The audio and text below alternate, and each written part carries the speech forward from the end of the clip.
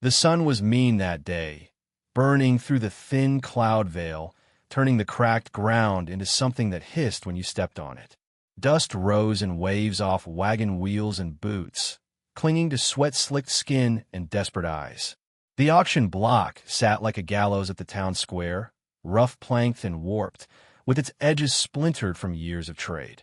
They were selling cattle earlier. A few tools, a mule missing half an ear, and they brought her out.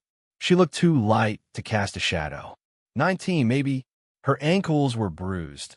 Her dress wasn't a dress, but a sack torn to fit around her waist and shoulders. Hair matted to her face, one eye swollen. Yet she stood, not begging, not crying, just standing. The auctioneer cleared his throat like he was choking on tobacco. Last lot for the day, gentlemen. Strong back, no debts. One mouth to feed. You know what she's worth. A pause. Starting at 5. No one moved. One man in the back spat. Don't need trouble. She ain't worth the lice in her scalp. The girl's gaze didn't shift. She scanned the horizon behind them. Like none of it mattered. Like she wasn't even there. 3. The auctioneer barked, voice cracking. 2. Still silence. If nobody takes her, the traders will. His voice turned slick. And you know what they do with girls who can't fetch a price. Emmett Kane stood under the shadow of the blacksmith's awning, arms crossed, coat heavy despite the heat. Dust powdered the brim of his hat. He hadn't spoken all morning. Didn't plan to, but his eyes never left her. His ranch was starving. Fences blown down. Cows drying up. His wife had died 2 winters ago, giving birth to a son who never breathed. The grave sat under an elm tree that refused to bloom. He'd stopped talking to most folks since. The auctioneer sighed, wiped his brow. $1. Still nothing. Then Emmett stepped forward. Bootsteps on dry boards echoed loud. The men turned, murmured. He stopped in front of the platform and pulled a leather pouch from his coat. Loosened the drawstring. Counted them slow. 1, 2, 3, 4. 5 silver, he said, voice rough like sand caught in a throat. The auctioneer blinked. You sure, Kane? Emmett nodded once. Someone in the crowd laughed. Guess he finally got tired of talking to fence posts. Another piped up, she'll break him in a week. Probably slit his throat before she bakes bread. But the auctioneer shrugged. Done. He reached up, grabbed the girl by the arm, and shoved her forward. She staggered. Didn't fall. Emmett didn't reach for her. Just turned. Let's go. She followed. Her bare feet slapped dry earth. They passed the wagons, the rusted signs, the sneers. A boy with a gap-toothed grin scooped up a handful of dirt and flung it. It hit her side, stuck in the sweat. You're his now, he hollered, laughing. You ain't nothing but bought meat. She didn't react. Not a word. Just kept walking. When it got to Emmett's horse, she climbed up behind him without a command. He didn't help her. She didn't expect it. The saddle creaked. The wind had no mercy, whipped through her hair, stung her eyes. She didn't flinch. On the ride out of town, she asked no questions. He said no words, just the steady clop of hooves against dirt and the lonely sound of cicadas screaming into the heat. 3 miles out, the land opened wide and tired, fields gone brittle, fences sagging, house slumped like it had lost a fight. She looked at it, then at him. You married now, he said finally, dismounting. That makes the land yours too, if you work. She slid off the horse, legs shaky. I can work, she said. He looked at her for the first time, not just her shape but her eyes.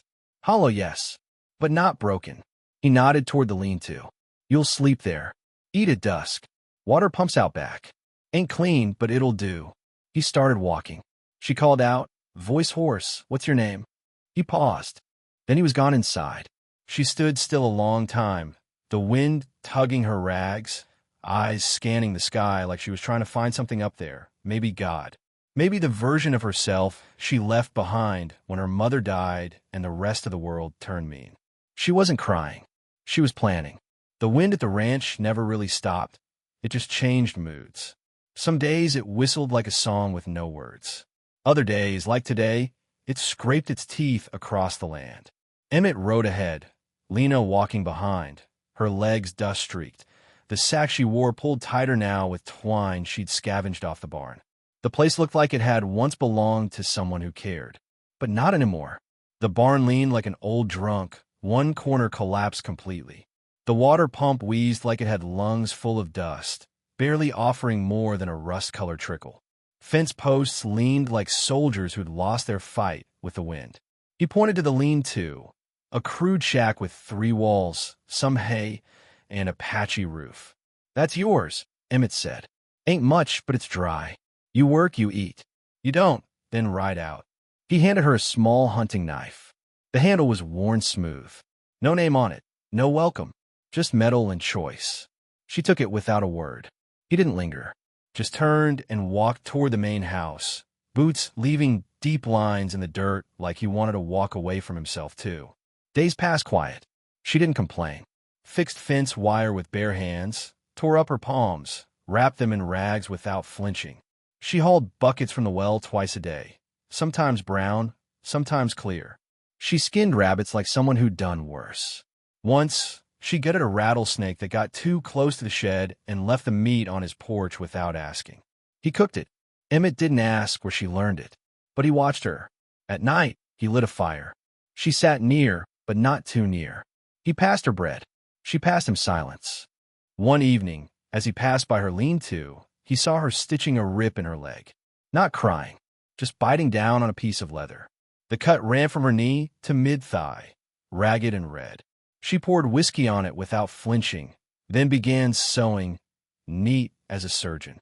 He stood in the dark watching longer than he should have, then left without a word. She never asked for help, and he never offered it, but neither one of them left. On the 5th night, the wind changed. Came in fast, hot, then suddenly cold, like the sky couldn't make up its mind. Birds vanished. Horses snorted in their pens. The dog, half-blind and mostly useless, growled at the barn and bolted under the porch. Lena stood out near the corral, nails still digging into wood she was trying to prop back up. "Storm's coming." Emmett called from the steps. "Get inside." She didn't move, just stared at the sky, arms slack at her sides, hair whipped loose from the twine she'd bound it with. She looked still, like she belonged to the wind more than to the ground. Then the storm hit. Rain didn't fall, it slammed. Dust turned to mud. Wind howled through the broken slats of the barn, ripping up tools and flinging them across the yard. The fence gave way in 2 places, and one of the cows bolted into the open field, braying mad with fear. Emmett didn't think.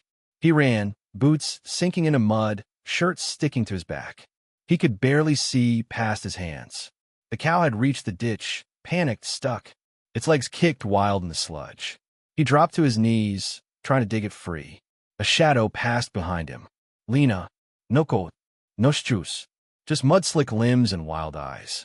She hauled a rusted bucket full of gravel, throwing it under the cow's legs to give it footing. Together they pushed, pulled, grunted through the wind scream. The cow lurched up, bolted back toward the barn. Emmett grabbed her wrist, mud and blood between them, and they looked at each other, close, breathing hard. Thunder cracked behind her, lighting her face in a ghostly flash. Her eyes weren't afraid. Neither were his, but neither said anything. Back inside, they stripped at the door. Not out of shame, out of necessity. Cold had seeped in a bone. Clothes hung over a bent stove to dry. She sat by the fire, knees pulled up. Emmett handed her a blanket. She didn't thank him. He poured 2 cups of weak coffee. She took it, sipped. He stared at the flames, then asked quietly, "Who taught you to stitch like that?" She didn't look up. "Someone I didn't stay with long." He nodded once. Outside, the wind died. Rain softened. And inside, something barely noticeable shifted. Not warmth, not trust, but maybe the shape of it. Like the first hint of green on a branch long thought dead. The land had a way of remembering footprints. Even after rain, after wind, some tracks stayed like scars. Emmett noticed the first set near the southern fence line.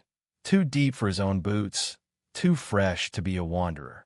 The grass was crushed in places a man would linger, not pass through. And there were 2 cigarette stubs buried under ash near the ridge post, smoked slow, not left by accident. That evening, he walked the fence with his rifle slung low. The dog sniffed and whined but didn't bark. Lena was in the garden, pulling up the carrots she'd planted just days earlier, already knowing most would come up stunted or dead. She looked up when he got close. "Stay near the house," he said, not bothering to soften it. "Don't go past the fence without me." She wiped her hands on her dress. "What? Someone's out there. Watching. Walks like a man with nothing to lose." She didn't answer, just looked toward the ridge. Later, as the sun burned red over the hills, she sat beside the porch, knife in hand, slicing open apples she'd found behind the barn. He watched her from the doorway, silent. "Fina, I know who it is."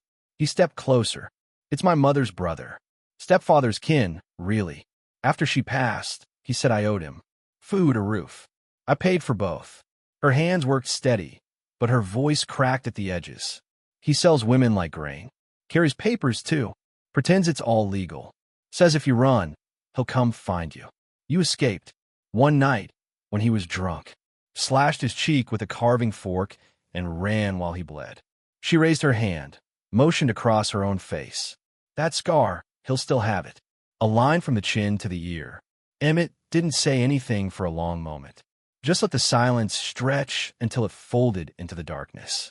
"He'll come for me," she whispered, voice so low it nearly drowned in the wind.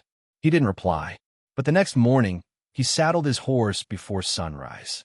The ridge rose like a spine above the prairie. He climbed slow, rifle across his back, breath misting in the morning chill. At the top, he found him. The man stood with his boot on a rock, looking out over the valley like it belonged to him. He was broad-shouldered, ragged, his beard hanging thick over a mouth twisted into a crooked grin. A scar ran up his left cheek. "I was wondering when you'd come," the man said, not turning around. "She yours now? No one owns her," Emmett said. The man laughed, low and coarse. "Ain't about owning. It's about payment." She ran. "Took from me. That has weight." Emmett's hand stayed near his rifle, though he didn't draw it. "She didn't take anything but her name. She's property," the man said with a growl, turning now. "Was mine to trade. You took her." "She ain't property," Emmett repeated, voice flat. "And if you show your face near my land again, I'll plant you in it. Deep enough the coyotes'll choke on your bones." The man stared long, spit to the side. "Ain't the law you're speaking? That's just muscle talk." "No," Emmett said. "It's ranch law. My law." He pulled a branding iron from the satchel, cold, but still bearing the scorched K from Cane Ranch. "If you ever touch her again, you'll carry this on your chest. Understand me?" The man didn't respond, but his smile faded. That night, Emmett didn't go to the porch. He walked to the lean-to and opened the door. She was sitting upright, knees hugged to her chest, as if expecting him. "I made sure he won't come close again," he said. She looked at him, suspicious. "Why do you care?" He didn't answer right away. "Because you didn't ask for this life. And neither did I." She stood slowly. "You don't owe me kindness." He nodded once. "No, but maybe I owe you shelter." He stepped aside, motioning toward the house. She hesitated, then walked with him. Inside, they sat by the fire. No food, no small talk, just warmth and silence. She pulled her blanket tight. He stayed near the door, rifle resting across his lap. She lay down on the rug, not far from him. Her fingers stayed curled around her knife, but not from fear, just habit. And when he finally closed his eyes, she didn't sleep. She watched him, steady, measuring the man who hadn't touched her without permission, who'd warned the devil on the ridge with fire in his voice. In the morning, he woke first and saw smoke rising. From the ridge, there were tracks in the dust, not old ones softened by wind, but fresh, cut sharp into the earth like a message left on purpose. Emmett found them early, before dawn, while checking the south fence line. He crouched down, one knee pressing into brittle grass, and stared at the shape of the boot. Deep heel, worn toe, angled just so like the man who made it had stood there for some time, watching. The hair on his arms lifted. By breakfast, Lena had already started gathering wild onions by the well. Her dress, still the same patch potato sack turned into a crude tunic, clung to her legs as she worked. "Don't go past the post line today," Emmett said as he dropped A. She didn't look up. "Why?" He didn't answer at first. Then, "There's someone out there. Watching." She stood straight, brushing her hands on her skirt, eyes following the dry wind out toward the ridge. Her face tightened, just a flicker, but he caught it. "Who is it?" he asked. Still, she said nothing, just turned and walked toward the porch with the onions in her arms. That night, after the chores were done and the fire crackled in its usual hollow way, Lena sat with her knees tucked up by the hearth. The flickering glow lit her face, and in that quiet space between crackle and silence, she finally spoke. "You asked who it was." Emmett didn't look up from the knife he was sharpening, but he stopped moving. "He's my step-uncle. Name's Reddick.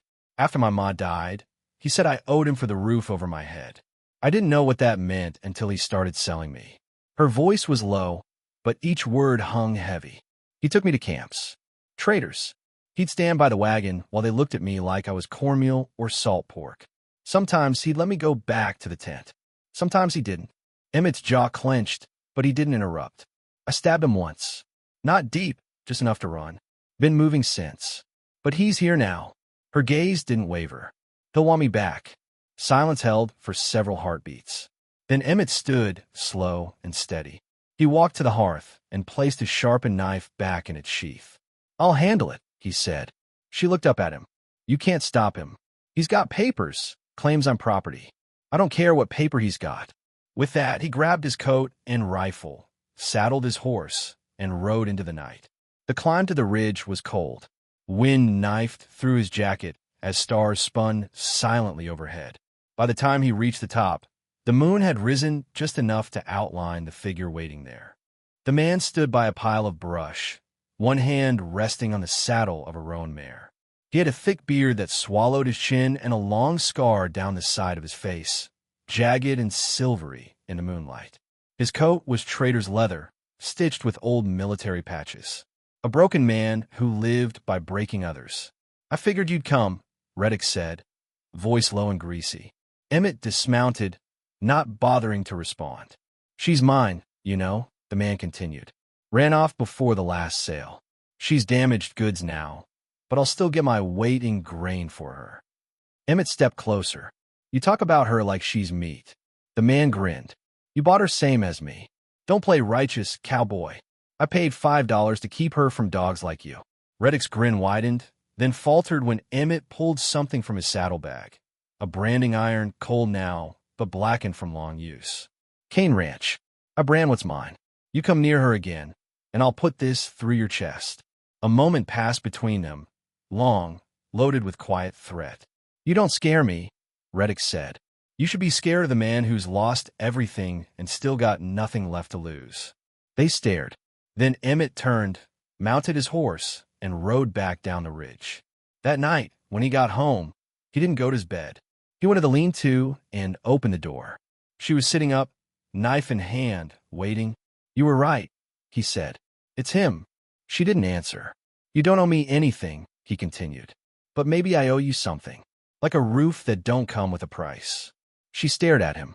"You can stay in the main house. No strings. Just shelter." Lena hesitated, then followed him inside. He stoked the fire while she laid her blanket down near the hearth. He gave her another, his own, from his cot. She didn't thank him, but she watched him settle near the wall, rifle leaning against his knee.